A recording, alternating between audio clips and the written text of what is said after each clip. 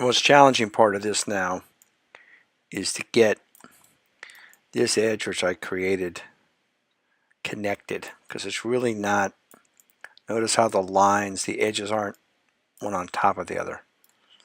So because they're a mirror, if I double click them, I can't, I can't get only one, I get both. Okay.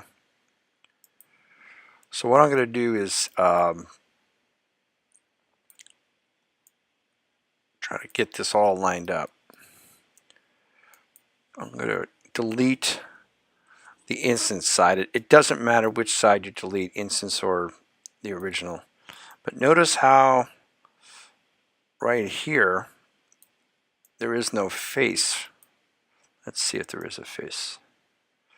Two-sided lighting. Yes. See, there's no face here. There's a hole.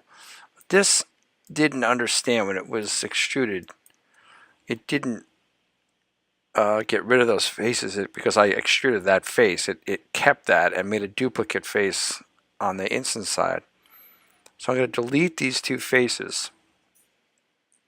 And now I'm going to look at this edge and see if I double click it. And I'm actually going to do something that seems kind of stupid. I'm going to move it. I'm going to move it out of the way. I'm going to move it off that center line because I've had trouble getting it to line up perfectly. I want to see if I can do what I think we can do. Grab the object.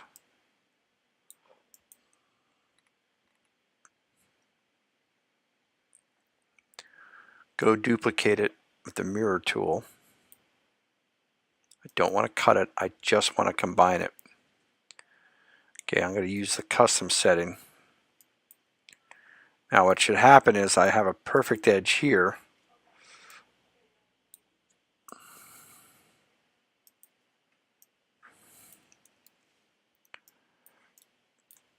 But nothing back here. That's fine.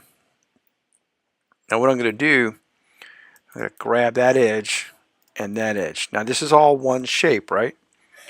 The software sees this as one piece with these two edges with a they're open. In other words, there's no face there. So I'm going to use a tool called Bridge. So Bridge requires the exact same number of edges. And what I've got here now is essentially what I really wanted. A solid wall that I can pull out and use to make my spinous process. I generally don't want this edge down the center, so I'm going to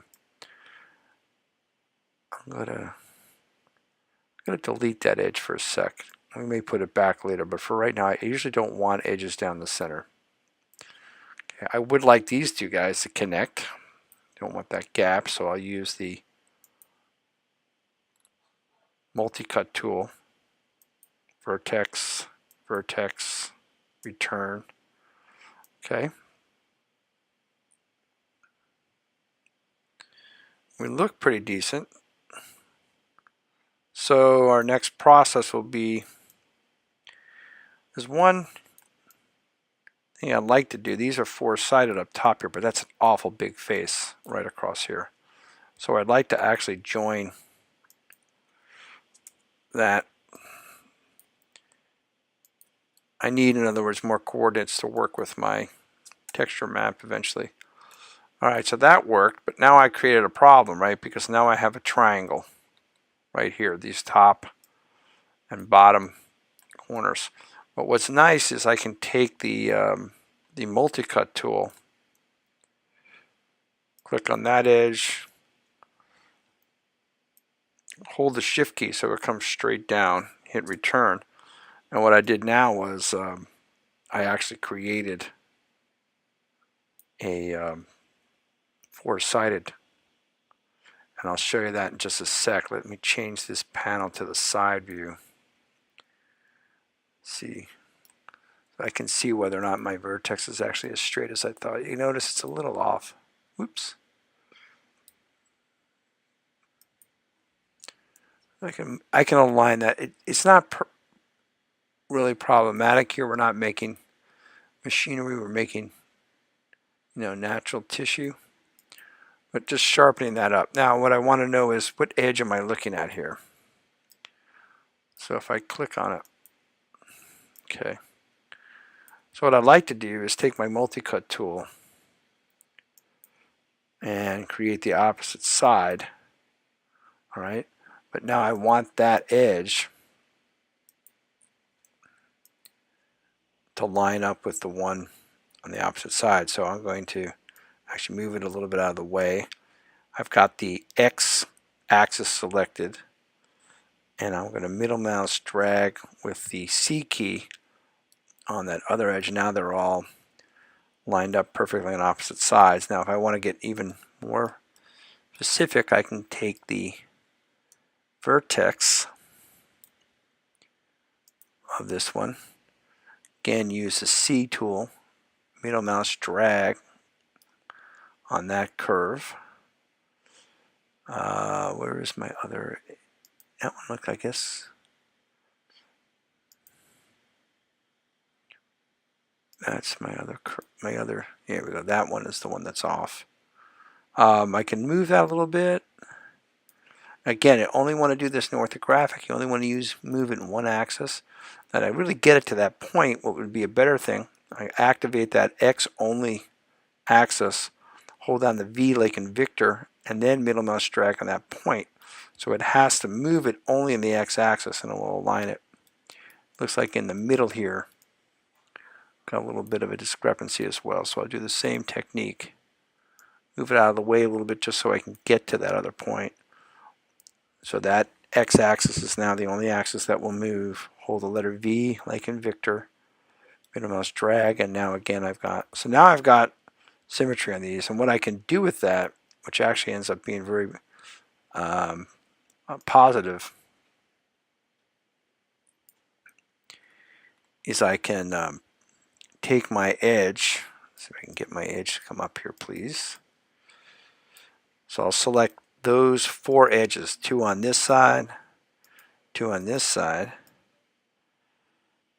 and I'll scale them apart a little bit from the top view, and you can see what that will do is kind of make that vertebra feel a little fuller, a little rounder at the front. Okay. This has gotten a little bit of a flat face here. Even if I round it, you see it's kind of got a flat face, and we can fix a lot of these issues here. This concerns me a little bit when you see it go like that. Something's amiss there. So I just want to double check that that vertex is actually one vertex and not one on top of each other. No, it's okay.